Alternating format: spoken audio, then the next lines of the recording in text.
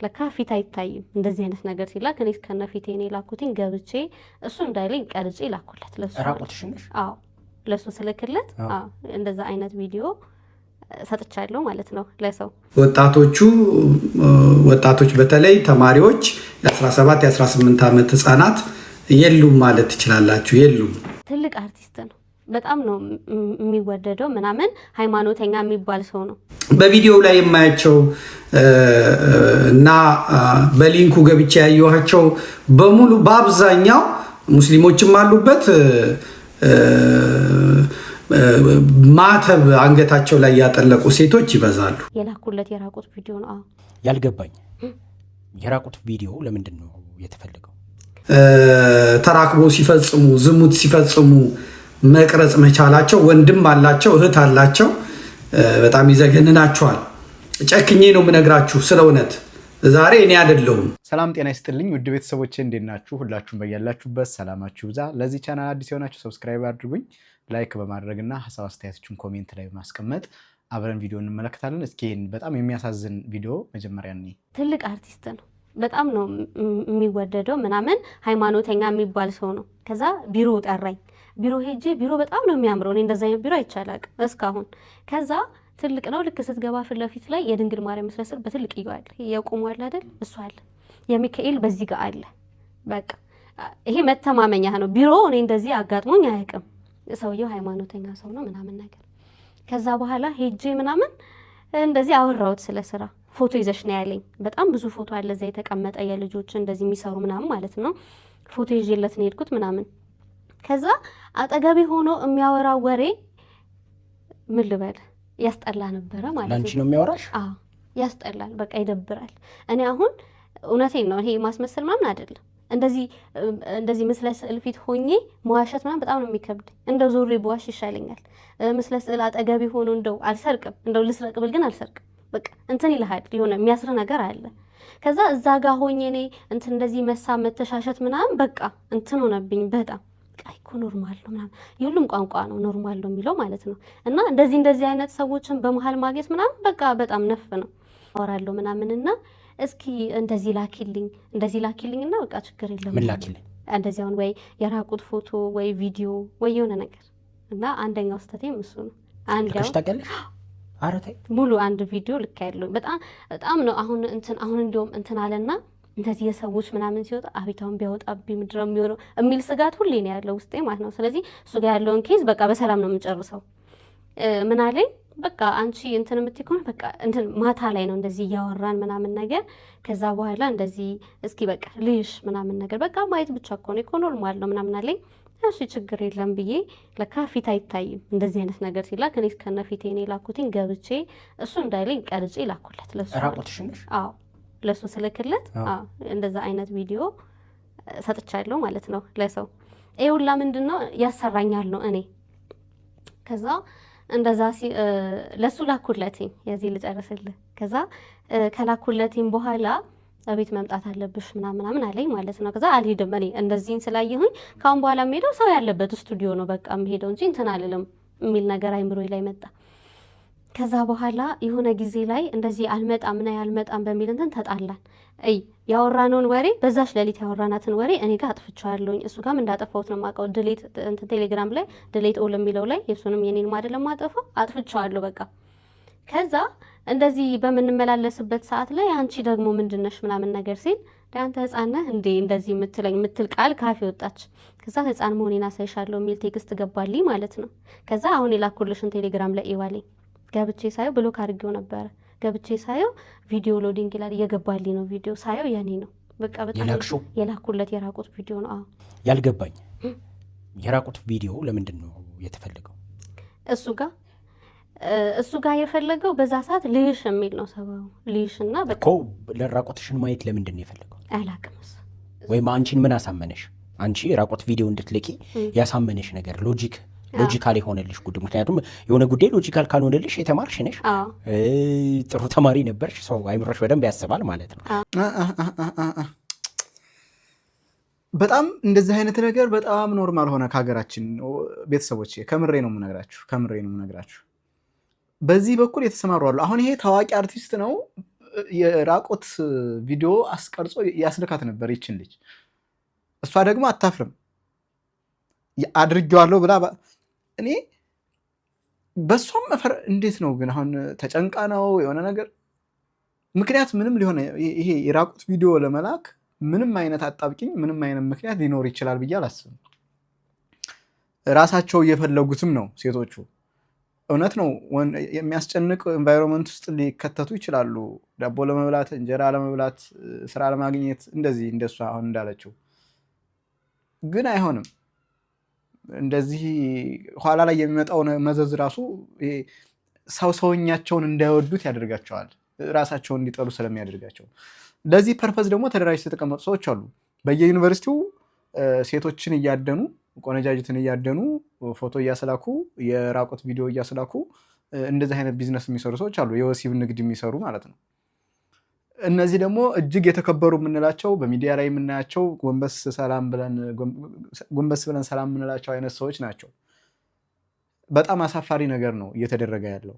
ይቺ ልጅ እንደ ምሳሌ ያመጣዋት እንጂ አሁን ሰሞኑን ቫይራል ከሆነ ይሃ ላይ ቀርባ ከተናገረችው እጅግ ብዙ ሴቶች እህቶቻችን የራቆት ቪዲዮ ይልካሉ ለአልሆነ ሰው ማለት ነው። በተለያዩ ምክንያታቸውን ሊደረድሩ ይችላሉ። ይቺ ልጅ እንደምትናገረው አንድ ጊዜ ብቻ ለዚህ አርቲስት አይደለም ልካ ዝም ያለችው፣ ሌላ ድጋሚ ልካለች ለሌላ ሰው። አልተማርኩም ነበር ከበፊተኛው ስህተቴ እንኳን መማር አቅቶኝ ነበረ አልተማርኩም ነበር ነው ያለችው። አለማፈሯ ማለት ነው። አትሊስት ለምን ከፊተኛው አትማርም?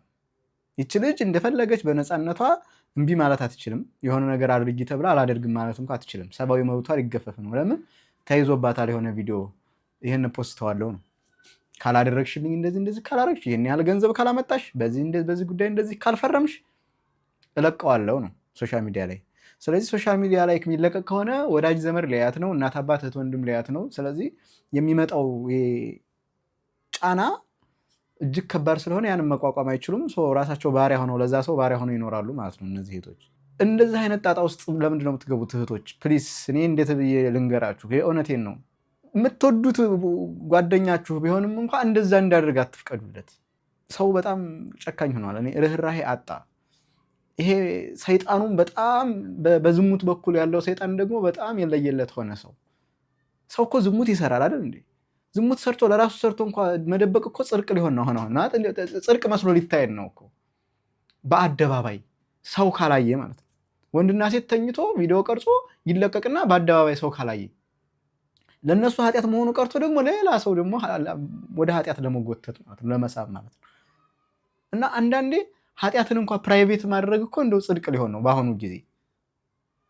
እኔ ኃጢአቴን ሰርቼ ኃጢአቴን መደበቄ ሌላኛው ሰው ኤክስፖዝ እንዳይሆን በዛ ኃጢአት ቢያንስ ሊረዳ ነው ማለት ነው። እኔ እንጃ። እኔ እውነት ለመናገር እባካችሁ እንደው ወጣት የሆናችሁ እንደው ወጣትም ሽማግሌው ነው ትልልቅ ሰው ነው ብላለች። አሁን እሷ ትልልቅ ሰው ነው የባሰበት። ሰው ብንሆን እንደው ክርስቲያንም አንሁን ጥሩ የሃይማኖት ሰዎችም አንሁን፣ ግን ሰው ብንሆን ህሊናችን የሚለንም ብቻ ብንከተል የተሻሉ ሰዎች እንሆናለን ብዬ አስባለሁ።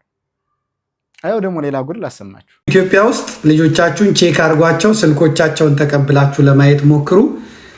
ነገር ግን የተረፍን አይመስለኝም። አውሬው ልጆቻችንን ወስዷቸዋል። ህፃናት ብቻ ሳይሆኑ ትላልቆቹ ነውረኞች፣ በተለይ ቲክታከሮች የሚባሉት ሁሉንም ማለት አይደለም፣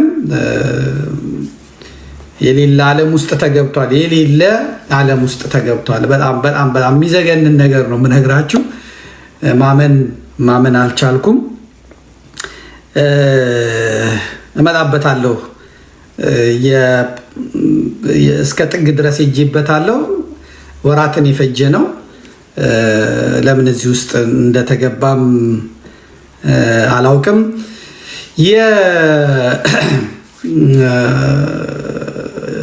የናይት ክለብ ባለቤቶች የሚሰሩትን ነገር ብታዩ ትገረማላችሁ። የአዲስ አበባ ፖሊስ፣ የፌዴራል ፖሊስ እና የናይት ክለብ ባለቤቶች እንዲህ ምን አይነት ቢዝነስ እንደሚሰሩ አሳያችኋለሁ። ከነሰዎቹ ከነስም ዝርዝራቸው ማለት ነው። እና ያለው የሐሺሽ ንግድ እና በዚህ የሐሺሽ ንግድ ምክንያት ወጣቶች በተለይ ተማሪዎች የ17 የ18 ዓመት ህፃናት የሉም ማለት ትችላላችሁ። የሉም ማለት ትችላላችሁ። መጀመሪያ ከናይጄሪያ ነበር የሚመጣው። እሱ ብዙ ተነቅቷል፣ ግን አሁንም ያልፋል። በአየር መንገዱ የቁጥጥር አካባቢ ያሉ ሰዎች በጣም ቱቲ ሀብታሞች ናቸው አሉ። የእጽ ዝውውሩ አደገኛ ሁኔታ ደርሷል። አሁን ናይጄሪያኖቹ ሲጠረጠሩ በሴኔጋል ማንነት ያላቸው በሴኔጋል ፓስፖርት አዲስ አበባ ደንበኛ የእጽ ማዘዋወሪያ ቦታ ሆናለች እና ሲያዙም ደግሞ ቀጥታ ፖሊስ ነው የሚረከበው። ፖሊስን ደግሞ የሚረከቡ ወጣቶች አሉ። እነዚህ የሚረከቡ ወጣቶች ደግሞ በኪሎም በግራምም ለምሽት የጭፈራ ቤት ለክለብ ባለቤቶች ነው የሚሰጧቸው። እነዚህ የክለብ ባለቤቶች ደግሞ ለባለሀብቶች የዘመኑ ባለሀብቶች አሉ፣ አሁን ብር መጣያ ያጡ፣ ለነሱ ይሰጧቸዋል። አንድ ወንድ 3 የ17 የ16 ዓመት ህፃናትን ይዞ ይገባል።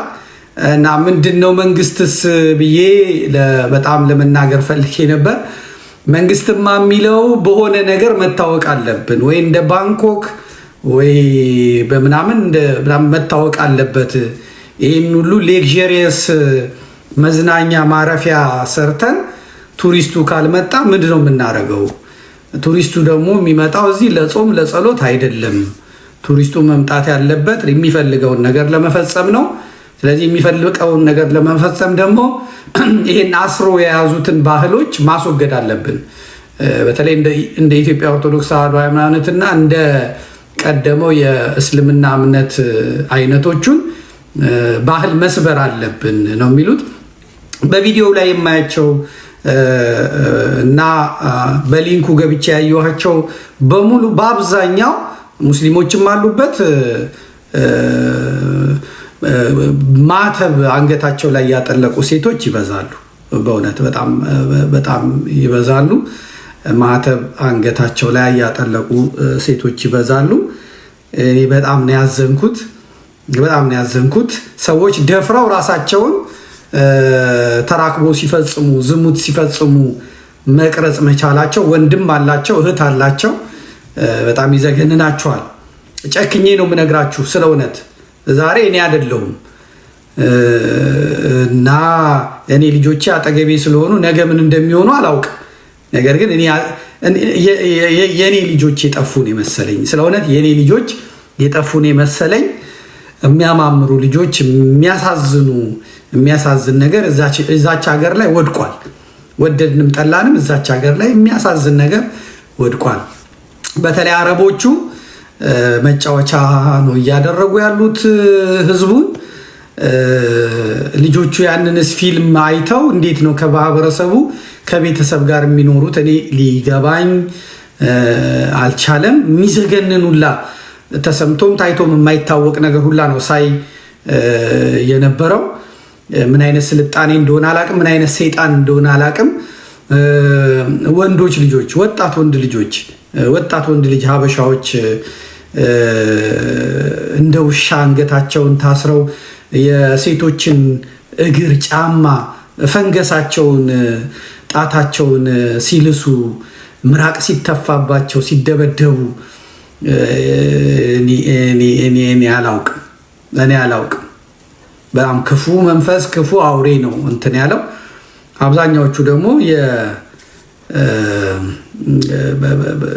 ወጣቶች መሆናቸው እጅግ ያሳዝናል። እኔ ብቻ ምን እንደምሆን አላውቅም። የስራ ኃላፊዎች በጣም በአዲስ አበባ መስተዳደር ውስጥ የስራ ኃላፊ የሆኑ ሰዎችን አይቻለው። ከዚህ ባሰ ብዙ አለ ቀጣይ የሚያወራው። ግን በጣም የሚያሳዝነው በቃ ሰይጣን እዚህ ድረስ ከፍቷል። አንድ ሰው 3 ሴት ይዞ ነው የሚገባው። በዛ ላይ ተቀርጾ ቪዲዮ ይለቀቃል። እርቃን ሰው ወሲብ እየፈጸመ ቪዲዮ ተቀርጾ ይለቀቃል። እሱ ብቻ አይደለም፣ በጣም እንትን ከማለቱ የተነሳ ይሄ የወሲቡ ንግድ ከመጧጧፉ የተነሳ ትልልቅ ሰዎችም አሉበት አሉ። ትልልቅ ሰዎችም አሉበት፣ ቲክቶከሮች፣ ሶሻል ሚዲያ ላይ የምናከብራቸው አርቲስቶችም እንደዚህ አይነት ሰዎች ሁሉ አሉበት አሉ። ምን አይነት ሰው እያጣን ነው? ወጣቱ በሙሉ ስራ ላይ ማተኮር ሲገባው፣ ራሱን መለወጥ ላይ ማተኮር ሲገባው በወሲብ ንግድ ተሰማርቶ መቼም ድሃ አገር እንደዚህ አይነት ርኩሰት መፈጸሚያ ነው የምትሆነው። ያደጉት ሀገሮች ራስን ይለውጣሉ፣ ይንቀሳቀሳሉ፣ ምንም ኃጢአት አይሰሩም ማለት አይደለም። ነገር ግን ድሃ ሀገር ሲኮን ደግሞ በሴተኛ አዳሪነት መተዳደር፣ በወሲብ ንግድ መተዳደር ዋና የኢኮኖሚ የገቢ ምንጭ ይሆናል። ስለዚህ ልክ እንደ ሌላ ሀገር እንደምንሰማው ማለት ነው የኢትዮጵያ ሴቶች ቆንጆ ናቸው ሄደን እንዝናና ብለው እነዛ ግብረ ሰዶማውያን የሆኑት ሌዝቢያን የሆኑት አጠቃላይ ደግሞ በወሲብ ላይ የተሰማሩ ሰዎች መጥተው እንደዚህ አድርገው ሰው ትውልድ ህፃን አበላሽተው ይሄዳሉ። ገና ቲኔጅነታቸውን ያልጨረሱ ህፃናት ሁሉ በዚህ ስራ ላይ ተሰማርተው እየተገኙ ነው እና በጣም አስደንጋጭ ነው። እግዚአብሔርን በጣም አስደንጋጭ ነው። ምን ማድረግ እንዳለብን አናውቅም። ምን ማድረግ እንዳለብን እንጃ። በጣም አስፈሪ ነው። ከገቡበት በሱስ ደግሞ አሰናሰሩት። በሱስ ከተጠመዳችሁ ከሱስ መውጣት ከባድ ነው የሚሆነው። ራሳቸው እንዲስቱ ይደረጋል። ያን ነገር ሲፈጽሙት እንዳያፍሩ ይደረጋል። ቪዲዮ ቢቀረጽ ምንም ደንታ እንዳይኖራቸው ይደረጋል። ከዚህ ማን ያወጣናል? እግዚአብሔር ካረዳን በቀር። በእውነት ይህ አጸያፊ ነገር ነው። እንደዚህ አይነት አጸያፊ ነገር በከተማችን ሲኖር፣ በሀገራችን ሲኖር ልንቃወም ይገባል። ኮንሽየስ ሆነን እህቶቻችን፣ ወንድሞቻችን፣ ልጆቻችን ቼክ ማድረግ ይገባናል። ምን እንደሚያውሉ፣ ምን እንደሚያስቡ አመለካከታቸውን ሁሉ መቃኘት፣ የሚያዩትን፣ የሚሰሙትን፣ የሚውሉበትን ማየት ያስፈልገናል። ከዛ ውጭ እንዴት እንደምንድን እንጃ። በጣም ከባድ ነው ይሄ። ከወሲብ ንግድ ጋር ተያይዞ የመጣው እሳት መጥፊያው በጣም ከባድ ነው። እግዚአብሔር እኛንም በዚህ ስራ ላይ የተሰማሩትንም ይርዳን።